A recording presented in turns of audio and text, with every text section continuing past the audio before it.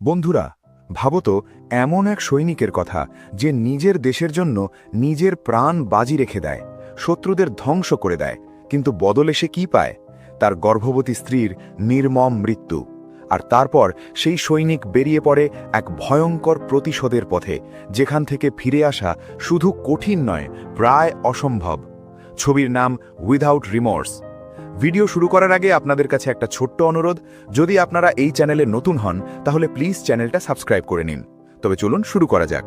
কিন্তু তার আগে নমস্কার বন্ধুরা, আমি স্যাম, আর আপনারা দেখছেন নো দ্য স্টোরি। ছবির শুরু হয় সিরিয়ার অ্যালেপ্পো শহর থেকে, যা তখন যুদ্ধের আগুনে জ্বলছিল। অ্যালেপ্পোতে তখন এক ভয়াবহ গৃহযুদ্ধ চলছিল। একদিকে ছিল সিরিয়ার প্রেসিডেন্ট বাশার আল আসাদের সরকার, আর অন্যদিকে ছিল বিভিন্ন বিদ্রোহী গোষ্ঠী। যেমনটা প্রায়ই হয়, আমেরিকাও এই যুদ্ধে পরোক্ষভাবে জড়িত ছিল। সেই কারণেই ইউএস সরকার সিরিয়ায় অনেক ইউএস আর্মি সৈনিক, নেভি সিলস এবং সিআইএ এজেন্ট মোতায়েন করে রেখেছিল। এই সময় এক সিআইএ অফিসারকে আসাদের লোকেরা অপহরণ করে বন্দী করে রেখেছিল। সেই অফিসারকে উদ্ধার করার জন্য একটি স্পেশাল ইউএস নেভি সিল টিমকে মিশনে পাঠানো হয়। এই মিশনকে গাইড করার দায়িত্ব ছিল সিআইএ এজেন্ট রবার্ট রিটারের কাছে, আর পুরো টিমকে নেতৃত্ব দিচ্ছিল এক হাইলি ট্রেন্ড সৈনিক, জন ক্যালি।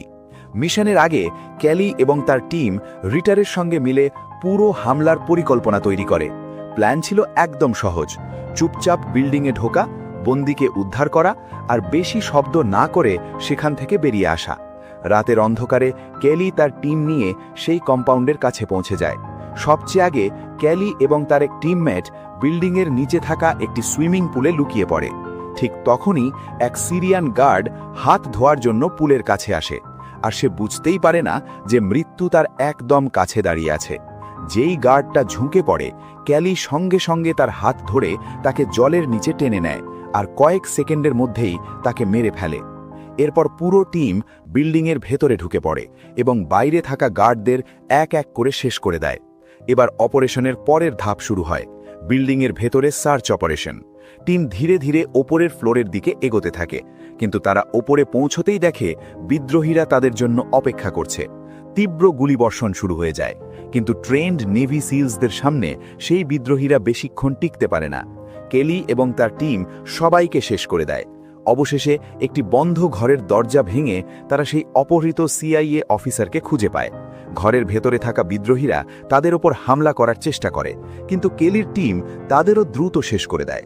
সবকিছু নিয়ন্ত্রণে চলে আসে, কিন্তু ঠিক তখনই কেলি এক মৃত সৈনিকের ফোন চেক করে, আর সেই ফোন থেকে পাওয়া তথ্য সবাইকে চমকে দেয়। তারা সিরিয়ান ছিল না, তারা রাশিয়ান ছিল। এই বিষয়টা কেলিকে খুবই অবাক করে দেয়, কারণ রিটার কখনোই মিশনের ব্রিফিংয়ে রাশিয়ানদের কথা বলেনি। যখন কেলি রিটারকে এই বিষয়ে প্রশ্ন করে, তখন রিটার সেটাকে তেমন গুরুত্ব দেয় না। তার কাছে তারা শুধু শত্রু, সে সিরিয়ান হোক বা রাশিয়ান। টিম যখন বন্দীকে নিয়ে বিল্ডিং থেকে বেরোতে যাচ্ছিল, তখন হঠাৎ করে আরও বিদ্রোহীরা তাদের ওপর হামলা চালায়। গুলিবর্ষণ শুরু হয়ে যায়, আর সেই সময় একটি ভয়ঙ্কর বিস্ফোরণ ঘটে। বিস্ফোরণ এতটাই শক্তিশালী ছিল যে বিল্ডিংয়ের একটা অংশ ভেঙে পড়ে এবং কেলির কয়েকজন টিমমেট কংক্রিটের নিচে চাপা পড়ে যায়। কেলিও আহত হয়ে যায়, কিন্তু সে কোনোভাবে নিজেকে সামলে আবার উঠে দাঁড়ায়। তার এক টিমমেট মারা যায়। ঠিক তখনই নিচ থেকে সে তার বন্ধু গ্রিয়ারের আওয়াজ শুনতে পায়। কেলি দ্রুত ধ্বংসস্তূপের কাছে গিয়ে অনেক কষ্টে গ্রিয়ারকে উদ্ধার করে। দুজনে মিলে কোনোভাবে বিল্ডিং থেকে বেরিয়ে আসে। মিশনে একজন সৈনিকের মৃত্যু হয়, কিন্তু বাকিরা বন্দীকে উদ্ধার করতে সফল হয়। এরপর গল্প 3 মাস পরে এগিয়ে যায়। কেলি এখন সিরিয়া মিশন থেকে ছুটি নিয়ে নিজের বাড়িতে আছে। সে ভাবছে আর্মি ছেড়ে দেবে, কারণ নেভি সিলের কাজ খুবই বিপজ্জনক, আর এখন তার জীবনে নতুন একটা দায়িত্ব আসতে চলেছে। তার স্ত্রী প্যাম গর্ভবতী, আর খুব শিগগিরই কেলি বাবা হতে চলেছে।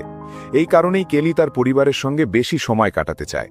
কিন্তু অন্যদিকে একটা ভয়ঙ্কর ঘটনা শুরু হয়ে গেছে।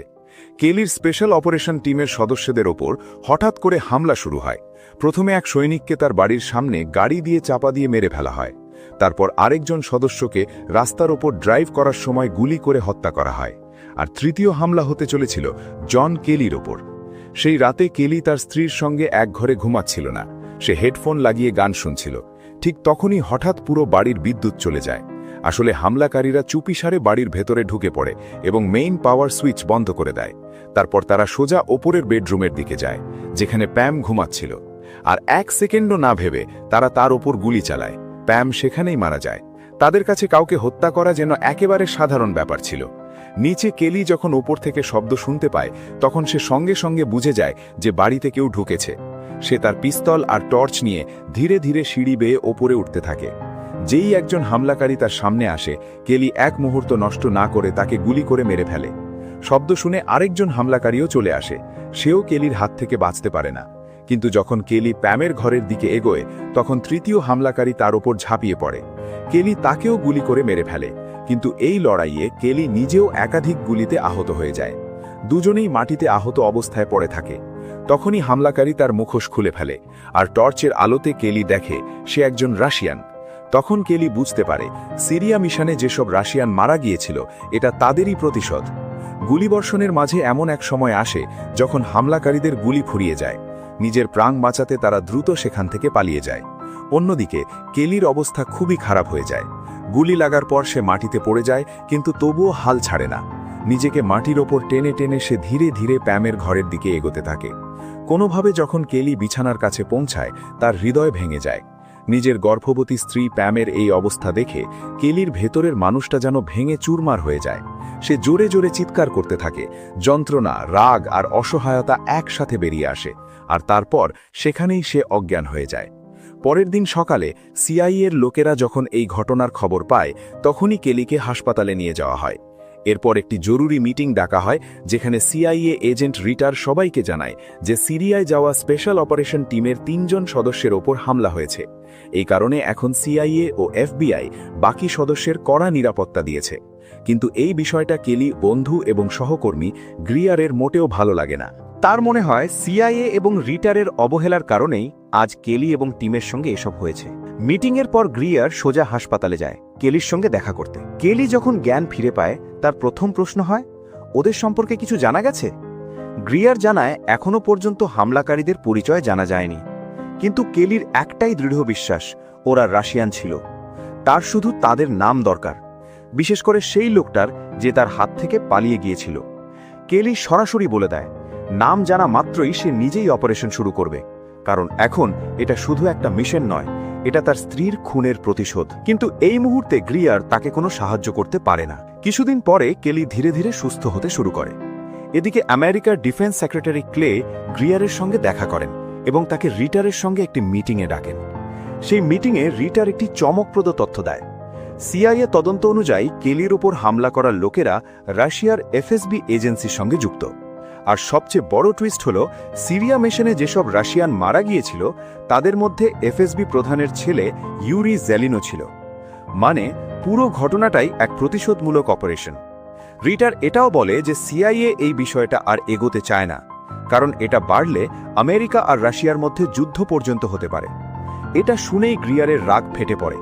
তার কাছে এটা মেনে নেওয়া কঠিন যে এত বড় অপরাধের পরও অপরাধীরা শাস্তি ছাড়া পার পেয়ে যাবে। মিটিংয়ের পরেই গ্রিয়ার আবার হাসপাতালে যায় এবং এবার সে কেলিকে একটি গোপন ফাইল দেয়। সেই ফাইলে 3 জন হামলাকারীর নাম থাকে, কিন্তু যে লোকটা পালিয়ে গিয়েছিল তার নাম এখনো নেই। কেলি জানতে পারে যে এক রাশিয়ান কূটনীতিক আন্দ্রেই ভাসিলিয়েভ এই হামলাকারীদের পাসপোর্ট ইস্যু করেছিল। মানে ভাসিলিয়েভের কাছে পৌঁছতে পারলে সরাসরি এফএসবি পর্যন্ত পৌঁছানো যাবে। সিআইএ পিছু হটলেও কেলি আর থামবে না। সে ঠিক করে নিয়েছে প্রতিশোধ নিয়েই ছাড়বে। হাসপাতাল থেকে ছাড়া পাওয়ার পর কেলি নিজের বাড়িতে ফিরে আসে। বাড়ির প্রতিটা জিনিস তাকে প্যামের কথা মনে করিয়ে দেয়, আর দুঃখ এতটাই গভীর হয় যে সে নিজের অনুভূতির উপর নিয়ন্ত্রণ হারিয়ে ফেলে। কিন্তু কিছুক্ষণ পরে সে নিজেকে সামলায় এবং একটা সিদ্ধান্ত নেয়। সে নিজেকে প্রস্তুত করে এবং সোজা রাশিয়ান এম্বাসির দিকে রওনা দেয়। এম্বাসির বাইরে পৌঁছে কেলি মাতাল হওয়ার অভিনয় করে এবং গিয়ে ভাসিলিয়েভের গাড়ির সঙ্গে ধাক্কা খায়। গাড়ি থামতেই কেলির সঙ্গে সঙ্গে পেট্রোল ঢেলে তাতে আগুন লাগিয়ে দেয়। আগুন দ্রুত ছড়িয়ে পড়ে, কিন্তু কেলি কোনো ভয় না পেয়ে সেই জ্বলন্ত গাড়ির দরজা খুলে ভেতরে ঢুকে যায়।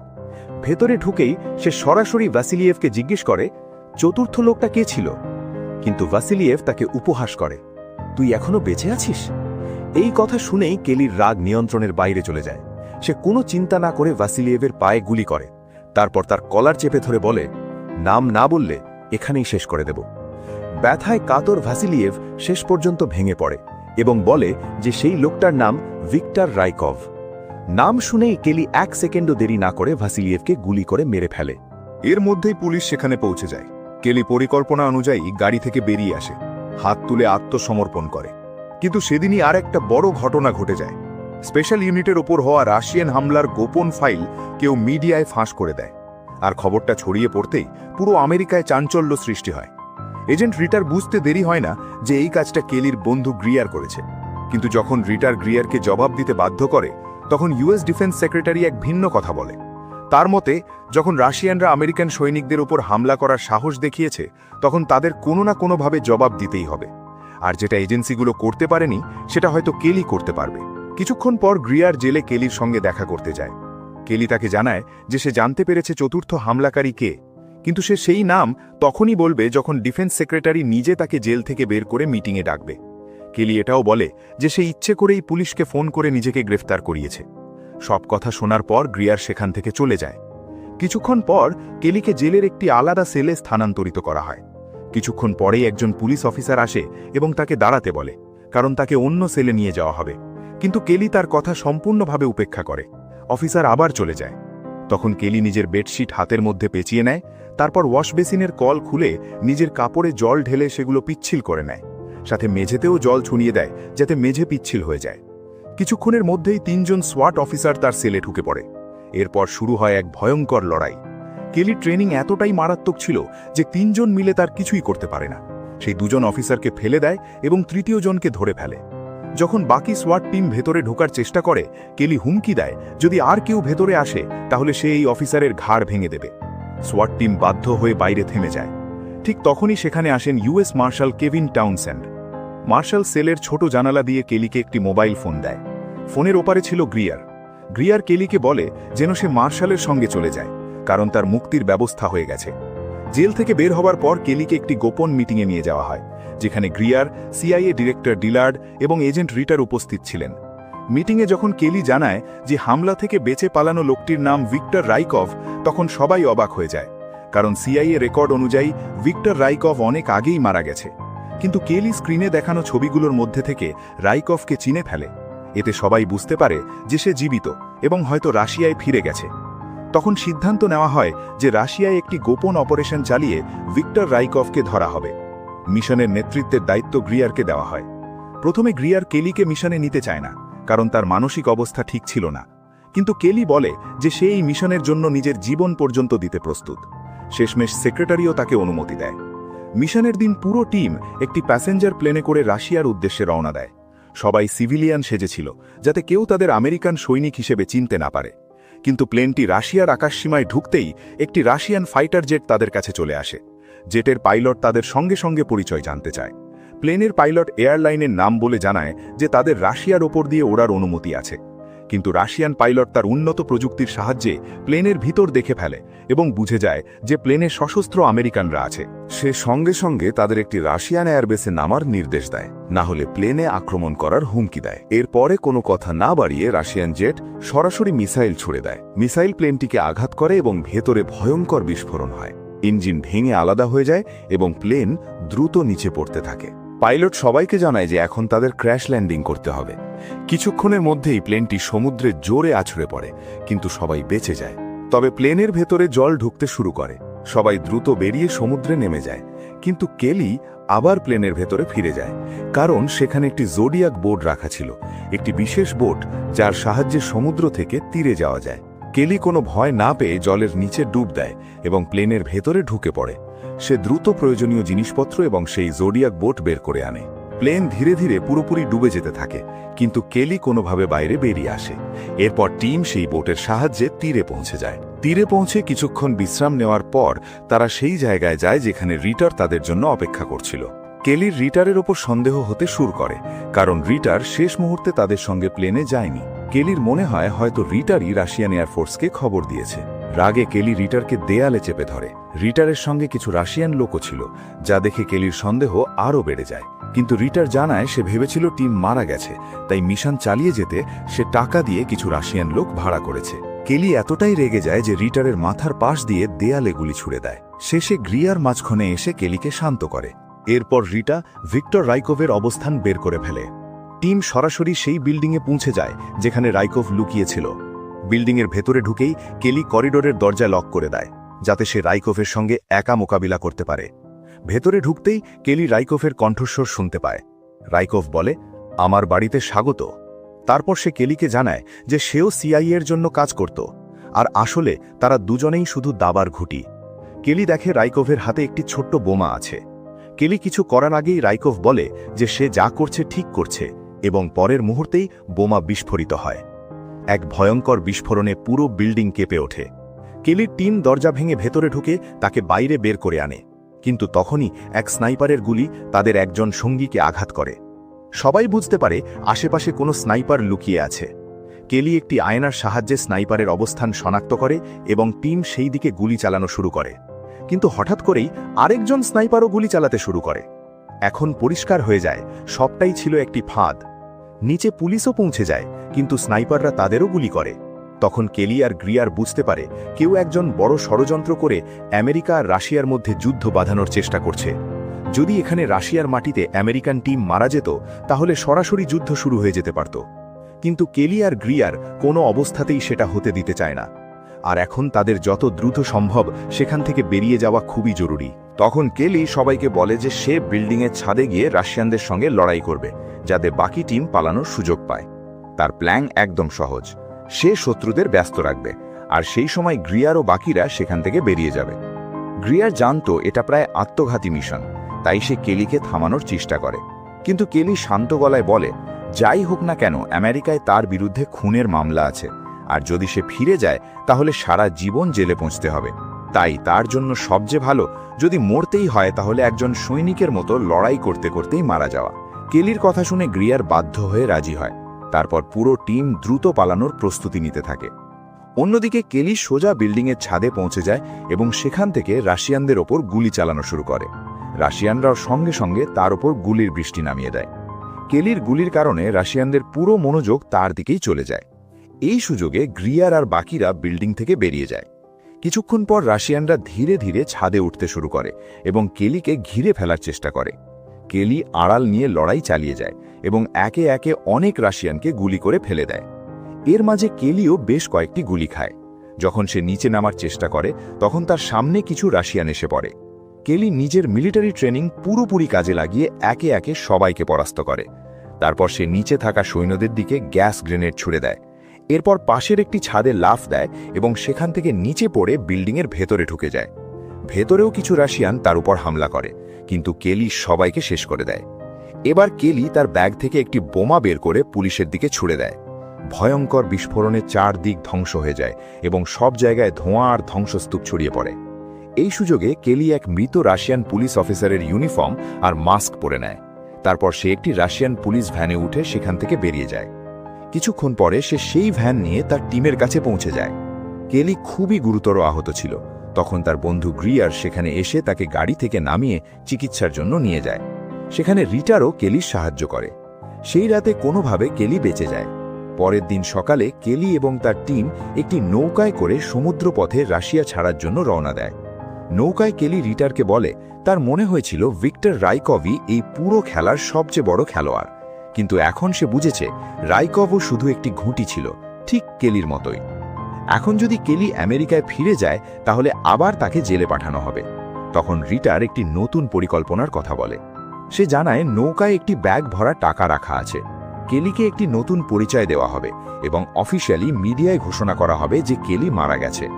এইভাবে কেলিকে আড়ালে রেখে তারা আসল মাস্টারমাইন্ড পর্যন্ত পৌঁছতে পারবে।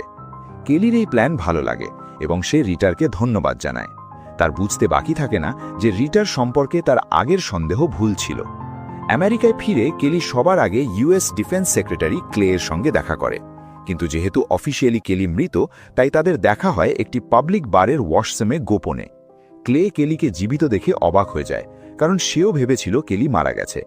কেলি তাকে জানায় যে আমেরিকা আর রাশিয়ার মধ্যে যুদ্ধ বাঁধানোর একটি ষড়যন্ত্র চলছে, কিন্তু ক্লে এই কথা মানতে চায় না। তার মতে সিআইএর কোনো অফিসার এত বড় ঝুঁকি নেবে না। তখন কেলি আরেকটি সত্যি সামনে আনে।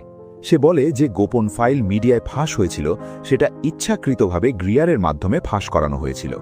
এটা শুনে ক্লে মোটেও অবাক হয় না, কারণ সেই ফাইলটা সে নিজেই গ্রিয়ারকে দিয়েছিল। এইখানেই কেলির সন্দেহ পুরোপুরি নিশ্চিত হয়ে যায়। পরের মুহূর্তেই কেলি ক্লেকে ধরে অজ্ঞান করে দেয়। তারপর সে গাড়িতে বেঁধে একটি ব্রিজের দিকে নিয়ে যায়। এখন সব পরিষ্কার, সেক্রেটারি ক্লেই এই পুরো ষড়যন্ত্রের মাস্টারমাইন্ড। কেলি তাকে জিজ্ঞেস করে সে এত কিছু কেন করেছে। প্রথমে ক্লে কিছু বলতে চায় না, কিন্তু যখন কেলি তার পরিবারের ক্ষতি করার হুমকি দেয় তখন সে সব সত্যি বলে দেয়। ক্লের পরিকল্পনা ছিল আমেরিকা আর রাশিয়ার মধ্যে শত্রুতা বাড়ানো। তার বিশ্বাস ছিল আমেরিকাকে সুপার পাওয়ার হতে হলে যুদ্ধ দরকার, তাই সে কেলির পরিবার আর তার টিমকে ব্যবহার করেছে। এটা শুনে কেলির রাগ বিস্ফোরিত হয়। সে ক্লেকে বলে, আমার স্ত্রীর দোষটা কি ছিল? ক্লের কাছে এর কোনো উত্তর থাকে না। পরের মুহূর্তে কেলি গাড়িটাকে ব্রিজের রেলিং ভেঙে সরাসরি নদীতে ফেলে দেয়। গাড়ি জলে ডুবতে থাকে। ক্লে নিজের প্রাণ বাঁচানোর জন্য কেলির কাছে ভিক্ষা চাইতে থাকে। কেলি তাকে প্যামের নাম বলতে বলে, আর ক্লে বারবার প্যামের নাম বলতে থাকে, কিন্তু কেলি তার হাত খোলে না। গাড়ি ধীরে ধীরে জলের নিচে তলিয়ে যায়। কেলি তার মিলিটারি ট্রেনিংয়ের কারণে অনেকক্ষণ শ্বাস আটকে রাখতে পারে, কিন্তু ক্লে ততক্ষণ পারে না, আর সেখানেই ডুবে মারা যায়। কিছুক্ষণ পর কেলির লোকেরা সেখানে পৌঁছে যায় এবং তাকে অক্সিজেন মাস্ক পরিয়ে গাড়ি থেকে বের করে আনে। ক্লেকে মারার আগে কেলি তার পুরো স্বীকারোক্তির অডিও রেকর্ড করে নিয়েছিল।